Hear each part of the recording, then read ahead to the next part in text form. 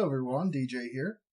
Since we've been spending so much time talking about benefits you can earn in the future, let's talk this week about something which you can use right now while you're still in the service. You've noticed how a lot of my topics so far have involved lots of numbers and dollar signs, right? Well, wouldn't it be nice if someone, other than me of course, could sit down with you and personalize all those numbers, even help make them make even more sense? Well, good news. There is such a person. Every branch of service has personal financial counselors, or PFCs, available to help you and your family understand your finances as they are right now and help you develop a plan to improve your situation in the future.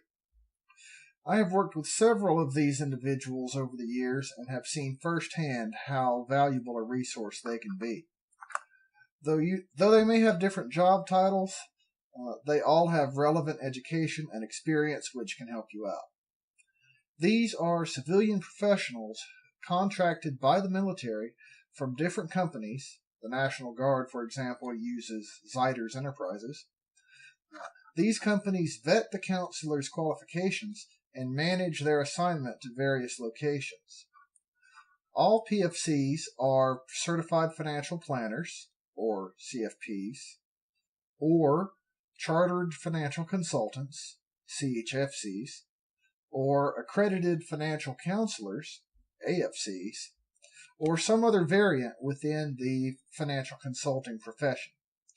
Some of them are better versed in such areas as investing or life insurance, etc., but they all have overlapping levels of education and experience which will be beneficial to service members and families. Regardless of their certifications, PFCs can assist with financial issues such as debt reduction, budgeting, retirement planning, estate planning, and other issues.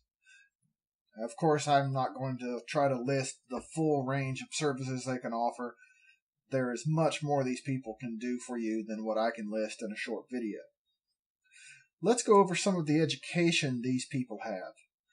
All PFCs have a minimum of a bachelor's degree, specialized financial training, certification from an accrediting agency, and anywhere from 1,000 to 6,000 hours of experience before they're even certified. Also, they have a requirement for at least 30 hours of continuing education every 2 years. And they have usually continuous recertification requirements from their accrediting agency. In the article version of this episode, which is posted every Friday on my website for those who don't know, I'm going to post a job announcement from Zeiders, which is a typical announcement for a personal financial counselor. In this video or audio version of the episode, I won't read the whole thing to you, but I am going to scan it and read a couple of key points. For example, personal financial counselors will work full-time with service members and their families on personal financial issues such as budget planning, credit management, debt reduction, as well as retirement and estate planning. Kind of like they read my mind.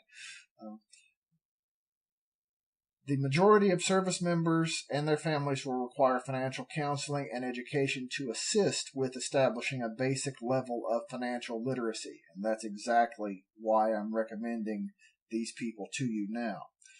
The majority of service members have a pitiful amount of financial literacy, and this is a great tool to improve it.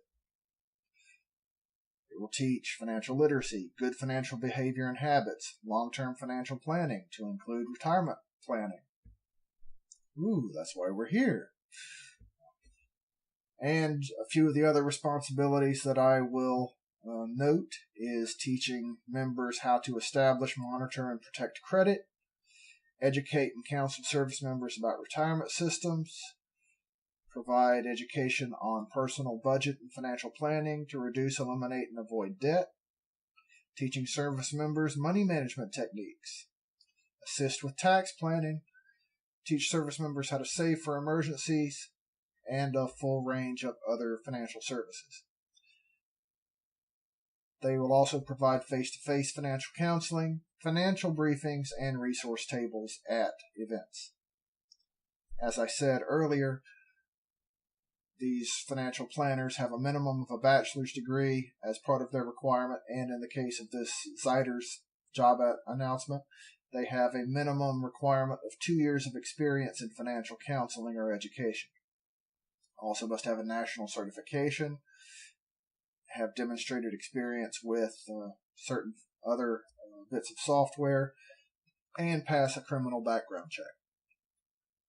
Of course, prior military experience is preferred, but that's not always possible for the level of experience you often want from financial counselors. Now that I've hyped up the PFCs, you might have a few questions going through your mind. I'll try to predict some of those and answer them for you now. Is there any cost to use personal financial counselors? The answer to that, no, not at all.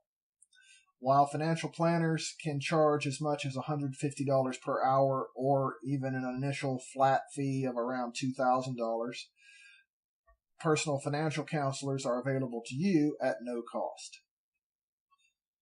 Next question. Will the PFC recommend financial products to me for purchase or refer me to an outside financial services company? Again, the answer for that is no. Many of these contracted PFCs do have practices outside of this consultation contract, but they are forbidden from recommending any sort of financial product or referring you to either their company or another financial planning company. The PFC will offer advice and education only.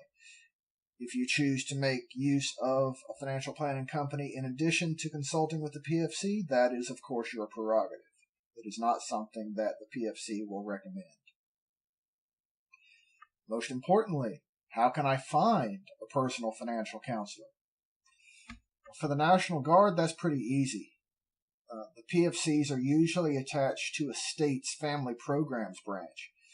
You can often find contact information for family programs through your state's National Guard website. I've included a few useful links in the references section to help you out with that. The best news, though, is the PFCs will assist military members and families from any branch of service, so you don't have to be National Guard or Army Reserve or whatever in order to make use of these services. Like anything in government, these people need numbers, in fact, in this case, numbers of contacts per week or month, in order to justify their positions. Otherwise, their position may be canceled or moved to another location. So help them out while they help you out. Make an appointment with a PFC when you're able, and hopefully they can help you out with your financial situation. I think this short video already has been enough to get your mind working on a few things, such as your current financial situation and questions that you can ask the PFC. I hope that this has been an informative and useful episode for you. Please join me next week when I will talk about an issue specific to officers, though there is a similar situation for enlisted members. Specifically, that's the mandatory removal date and how it can affect a career path. As always, please post any questions or comments in the comments section below. If you think this episode is beneficial to another person, perhaps, please share the link with them and spread the word about this channel and my website. Lastly, of course, thank you for joining me today, and as always, thank you for your service. If you liked what you heard on today's episode, then please go below and give it a thumbs up, and be sure to subscribe to this channel. Also, please let other people know about this channel and the information it can provide for them. If you have questions or comments, then have no qualms about posting them in the comments section below. Please remember the RC Retirement YouTube channel and the RC Retirement website are not recognized or endorsed by the Department of Defense, the Department of Veterans Affairs, or any other government agency. The information presented in these resources are for entertainment and informational purposes only. Also, the content of either of these resources should not be considered financial or legal advice. Please consult with your own legal counsel, accountant, and financial planner before making any decisions based on what you have learned here. As always, thank you for watching the RC Retirement YouTube channel.